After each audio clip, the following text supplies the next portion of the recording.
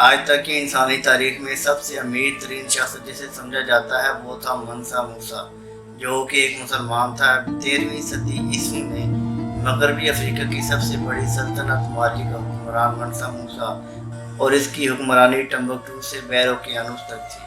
1312 عیسوی سے لے کے 1337 عیسوی تک اس نے 25 سال مالی پہ حکمرانی کی، اور اس کا سورس آف انکم سونے اور نمک کے ذخائر اور اس کی تجارت تھی۔ اس کی وجہ شہرت بنتا ہے ایک حج جو اس نے 1324 عیسوی میں کیا۔ اس کے لشکر میں 60,000 فوجی اور 12,000 غلام تھے، اور ہر ایک کی شخص کے ہاتھ میں 4 پاؤنڈ سونا تھا، جو کہ راستے میں آنے والے قبائل میں اس نے اس طرح تقسیم کیا کہ کئی سالوں تک مصر میں سونے کی قیمت گر گئی تھی۔ حقیقی طور پر تو منسا موسیٰ کی دولت کا اندازہ لگانا تو بہت مشکل ہے، لیکن جدید تحقیق کے بعد کچھ ویب سائٹس نے اس کی ورتھ کا اندازہ لگایا، ایک پریڈکشن کی کہ اس کی ورتھ اتنی ہو سکتی ہے، اور وہ اندازہ ہے 400 بلین US ڈالرز۔ اس وقت دنیا کا سب سے امیر ترین شخص برنولڈ آرنلڈ، اس کی فیملی، ان کی ورتھ ہے 202 بلین US ڈالرز، اور سیکنڈ نمبر پر ہے آلون مسک 191 بلین۔ ان کا دگنا کیے جائے تو منسا موسیٰ کے پاس تھا۔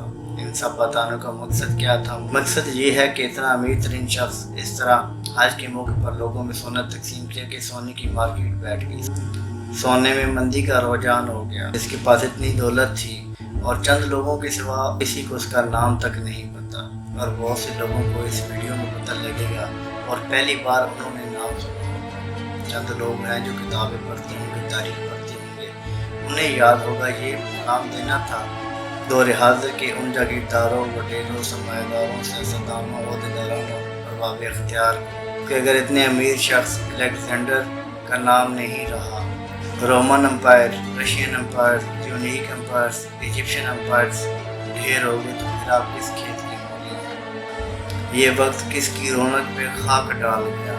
کون بول رہا تھا خدا کے لہجے میں؟ تم سے پہلے بھی جو یہاں تخت نشین تھا، اسے بھی اپنے خدا ہونے پہ اتنا ہی یقین تھا۔ بڑے فرعون آئے، بڑے نمرود آئے، بڑے شاداب آئے، لیکن طریق میں صرف ان کو یاد رکھا گیا جنہوں نے اللہ اور اس کے رسول کی اطاعت کی اور ان کے حکم کے مطابق زندگی گزاری۔ آج بھی اگر وقت ہے، مہلت مل رہی ہے، پکڑ نہیں ہو رہی، تو پکڑ سے پہلے اپنے اللہ کی طرف جھک جائیں، رجوع کر جائیں۔ وہ بڑا غفور الرحیم ہے، شاید معاف کر دیں۔ اللہ آسانی حاصل اور تقسیم کرنے کا شرف عطا فرمائے۔ سلام پہنچے۔